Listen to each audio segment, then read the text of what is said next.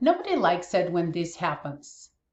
You wake up in the morning with sore neck or head injury, and all you want is to feel better as fast as possible. And then you end up making these mistakes, which end up prolonging your healing process or keeping you in pain for a long, long time. Today, I would like to share with you 3 mistakes that are keeping you in pain. And make sure to listen all the way through because I have a bonus to share with you.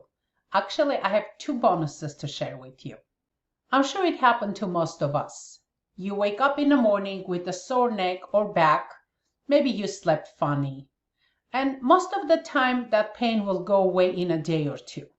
There is no reason for you to rush to see your doctors, your massage therapist, or a chiropractor.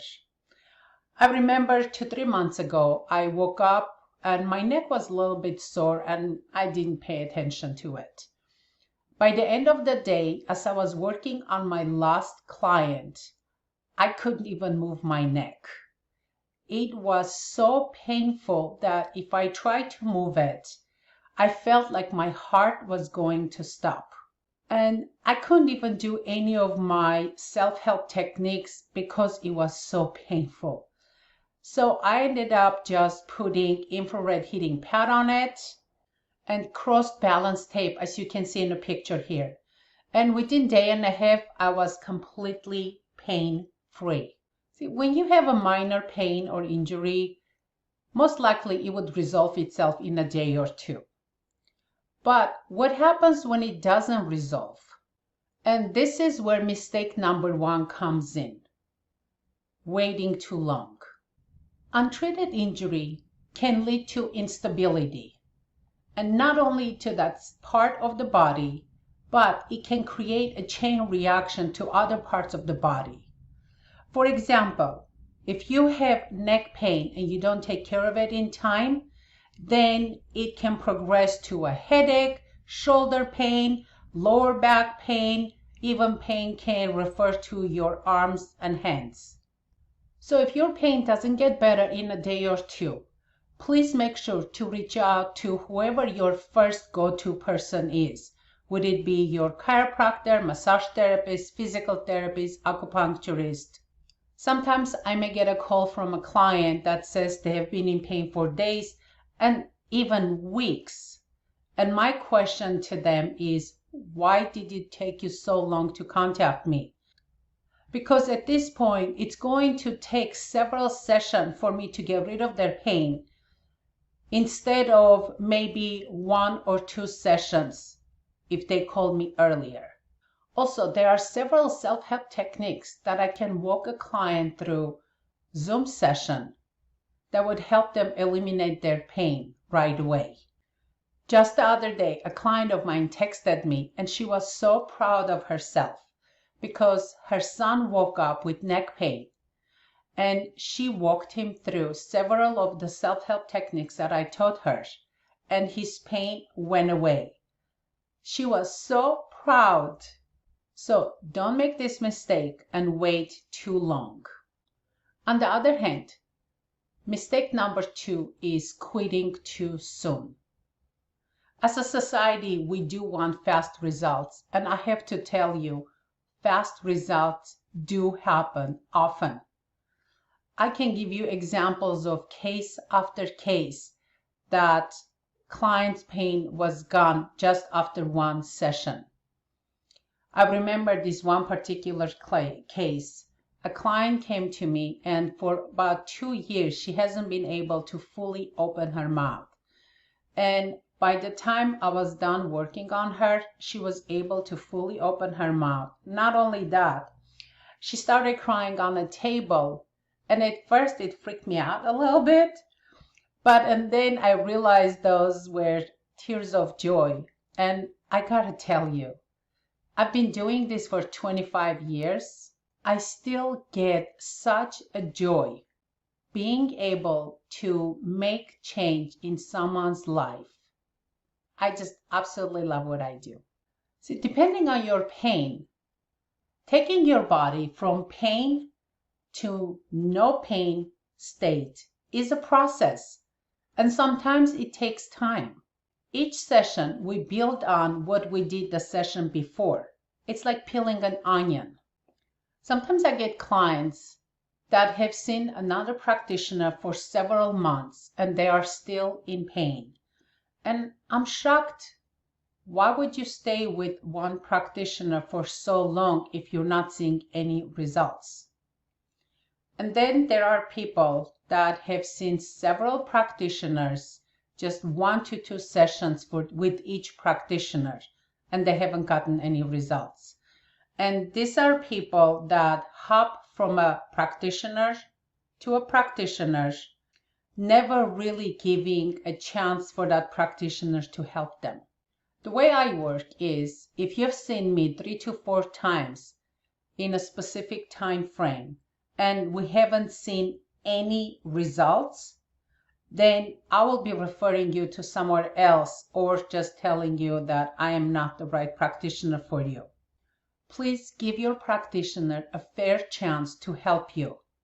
As I mentioned before, taking your body from pain to no pain, it's a process and it takes time. When you're in pain, you may reach for over-the-counter painkillers or anti-inflammatories, or maybe you have been prescribed painkillers by your doctors. The question is, should you be taking an anti-inflammatory or a painkiller before your appointment? And this brings me to mistake number 3. Taking a painkiller before your appointment. Besides the fact that certain medications may make you get bruised easily or actually lower your blood pressure, they may actually prevent the progress of your treatment. Painkillers are designed to reduce both localized and systemic pain. But it is important for you to understand that if you are getting a massage or physical therapy, your treatment may not be as effective if you're taking any anti-inflammatories or painkillers before your appointment. In fact, research has shown that certain painkillers, if taken before your massage appointment, may have adverse reactions on your central nervous system, preventing you from feeling the pain that you were feeling before. So what the painkillers do, they may depress the central nervous system so the pain signals don't reach to your brain. They also cause the feeling of relaxation and euphoria, preventing you from feeling the pain that you were feeling before. And that may slow down the progression and effectiveness of your treatment. As I mentioned at the beginning of the video, at the end, I have a bonus for you. So this is your bonus number 1. Imagine this scenario. You had an injury and currently you're working with your practitioners, seeing them once or twice a week. You're doing some exercises at home. You're maybe taking some anti-inflammatories when it's appropriate. And then after all this time, the effort and money you put into getting better, you are eating foods that promote inflammation. You may say, well, I'm not eating any junk food. I don't drink soda. I only drink alcohol occasionally. I don't eat dessert, so I am good to go. Well, I'm glad you're doing all that, and please keep it up. But there are certain foods that could be contributing to your inflammation and slowing down your healing progress. So let's see what are some of the foods that may be contributing to inflammation.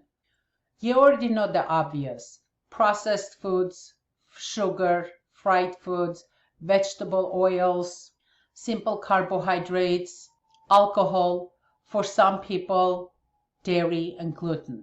But there are some vegetables and fruits that could be also contributing to your inflammation. Foods that belong to Solanaceae family. These are the nightshades: tomatoes, potatoes, eggplant, peppers, goji berries. For some people, these can be very pro-inflammatory foods. Even though these foods are packed with beneficial nutrients they can be problematic for some people.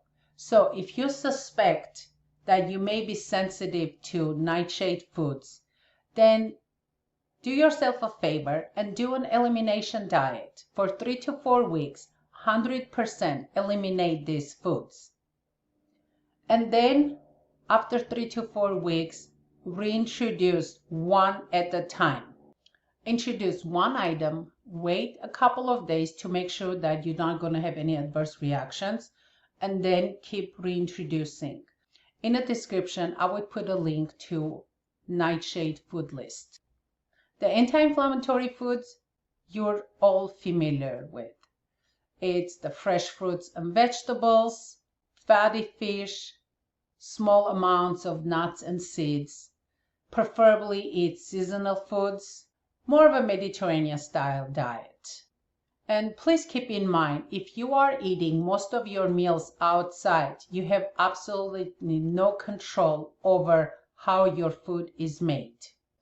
But if you like to make your meals at home, have fun in the kitchen, then you would love my second bonus. I'm inviting you to sign up and have a 14-day free access to Living Plate platform, where you can personalize your meal plans based on your needs and likes. For now, there are 4 plans for you to choose from: keto, anti-inflammatory, if you have any digestive issues, the GI health plan, and also a more flexible family plan. Here you can not only personalize the recipes for breakfast, lunch, snack, and dinner, but also the ingredients in the recipes. If you don't like an ingredient, you can take it out. Or if you like a certain ingredient, you can put it in. And as you make those changes, it automatically calculates the nutritional value of each recipe. So click on the link in the description, pick a plan that fits your needs the best, and give me some time to give you an access to that plan. And if you have any questions, please leave a message in the comments or just send me an email.